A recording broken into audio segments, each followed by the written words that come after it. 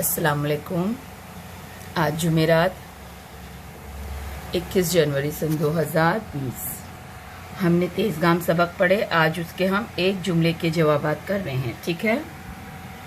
सवाल नंबर 1, बच्चों ने कहाँ डेरा डाला? जवाब, बच्चों ने बस्ती से दूर एक पहाड़ी के दामन में डेरा डाला। नदी के दोनों किनारों पर क्या था? जवाब, नदी के दोनों किनारों पर घने दरख्तों के झुंड थे।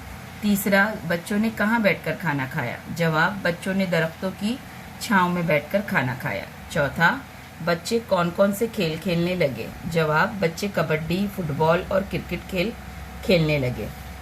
पांचवा, बच्चे आसिफ का मजाक क्यों उड़ाते थे? जवाब, आसिफ दुबला पतला था इसलिए बच्चे उसका मजाक उड़ाते थे। छठा, हामिद ने मास्टर साहब से क्या वादा किया था? जवाब, हामिद ने मास्टर साहब से वादा किया था कि वो आसिफ को नहीं सताएगा। सातवां, आसिफ को तेज़गाम क्यों कहा गया? जवाब, आसिफ दौड़ के मुकाबले में अव्वल आया था इसलिए उसे तेज़गाम कहा गया। तो आज ये पूरे जवाब एक सफ़े के एक जुमले वाले आपको लिखने हैं और ग्रुप पर पोस्ट करने हैं।